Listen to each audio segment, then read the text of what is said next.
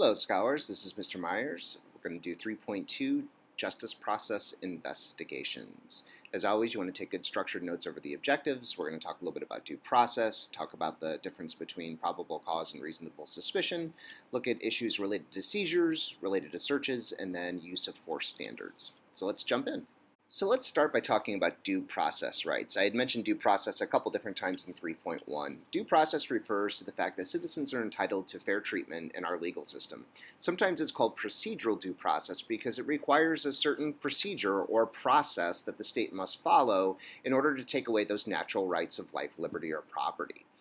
This is guaranteed in both the Fifth and the 14th Amendments. Now, there is a little video that I would like you to watch. You do not need to take notes over this video, but it's going to explain this in a little bit better details. The URL will be in the description underneath this video and probably a separate link posted in Google Classroom. Again, don't take notes, but you might want to pause and learn a little bit more about due process now.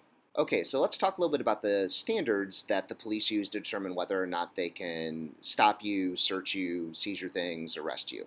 The first is called probable cause. And basically what this means is that there is some kind of specific information that would lead any reasonable person to believe that a person has committed a crime. And this level of scrutiny, this standard, is required for search warrants and arrests. So this is the standard that most of us kind of operate under out there in the world, right? So if you get pulled over by the police, in order for them to search your car or to arrest you, they have to have some kind of probable cause. Now, there is a lower standard that's called reasonable suspicion. And basically what this means is that there's a series of general circumstances, a series of things in combination that would lead the police to think that someone has knowledge of a crime, not necessarily has committed a crime. And reasonable suspicion would allow a police officer to, for example, stop you and search you to make sure that you didn't have any weapons. That's called a stop and frisk. They couldn't search you for drugs under this standard. It was created out of the Terry v. Ohio Supreme Court decision of 1968 that allows the police to conduct this kind of stop and frisk activity. Sometimes it's called a Terry stop to determine if you have knowledge of a crime or might have a weapon that could endanger the lives of the police. Now, the reasonable suspicion is what we operate under in the school environment, and that's because there's a higher degree of security concerns when you're talking about the school and being responsible for the lives of and safety of all of these children, right? And so school officials can use this standard to search students, to search their car, their backpack. They do not have to have probable cause. The police, or the administrators rather, only need reasonable suspicion. Hopefully we'll have the opportunity to talk to our SRO and ask some more questions about the difference between reasonable suspicion and probable cause. So in terms of seizure, or the actual confiscation of your person, there are two different kinds: arrest and investigative detention. Arrests require probable cause. This is when the police probably will handcuff you and transport you to a different location without your consent. They can search your person, they can search your car at that particular point. You lose the ability to prevent that from happening. And they do not necessarily have to tell you why you're being arrested, they just have to tell you you're being arrested.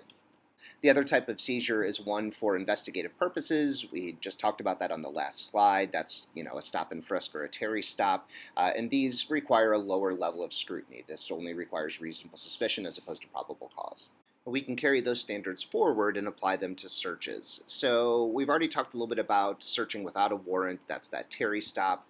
The police must get a warrant to search you for anything other than a weapon that might hurt them. So that, again, they can pat you down, make sure that you don't have any weapons on you. But anything beyond that, they must have probable cause and they must have a warrant. The warrant must specify the place and the object to be searched. There is an exclusionary rule, which basically means that if evidence was obtained without a warrant in some kind of shady fashion, that evidence cannot be used against you. It would be thrown out. So there are some exceptions for when a search can happen without a warrant and it still be legal. The most common one is if an individual provides consent. So if the police pull you over, and in the process of talking, you say, "Hey, do you have any weapons in the car?" And you say no, and they ask, to look through your car to make sure, and you say yes. You've pretty much waived that right. Anything they find in that search can be legally admissible. Another is a lawful arrest. So if a lawful arrest has been made and they're searching your person or the car in relation to that arrest, anything they find could be used. There's also something called plain view, and this exception basically means that if a police officer sees something related to a crime in plain view throughout carrying out their normal everyday operations, that information and evidence could be used. So, for example, if a police officer pulls someone over and they walk up to the car and glance in the back seat and see 50 kilos of cocaine sitting there, they wouldn't need a warrant at that point. They would be able to seize that property and use it in a court of law. There are exceptions carved out for emergencies, so if a police officer reasonably thinks someone's life is in danger and they act and happen to discover evidence during that process, that is also admissible. Automobiles can be searched. You still need probable cause to search an automobile, but you don't necessarily need a warrant. And of course, we've already talked about the Terry stops. The last topic for today is the concept of use of force. So the Supreme Court has established standards for considering how much force is okay for the police to use. Part of that depends on the severity of the crime in question. There are different standards for whether or not the police are trying to take down someone who robbed a bank with a gun versus someone who committed jaywalking.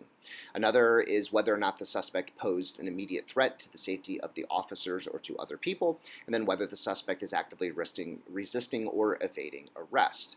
Now, the Supreme Court has established that the police may use deadly force if the suspect poses a threat to the safety of others, and this is important even if the suspect is running away. So if someone committed armed robbery and they were running away and shooting at the police while they ran, someone might possibly get accidentally shot in that circumstance, and the police could use deadly force. Now, the use of force has certainly been a topic in the national conversation over the last 5 or 10 years, from Michael Brown to George Floyd.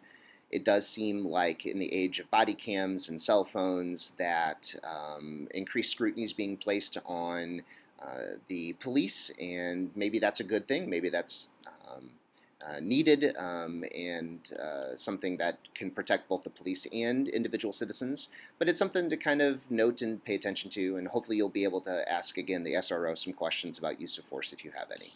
Okay, I hope you took good notes, and please bring any questions to class.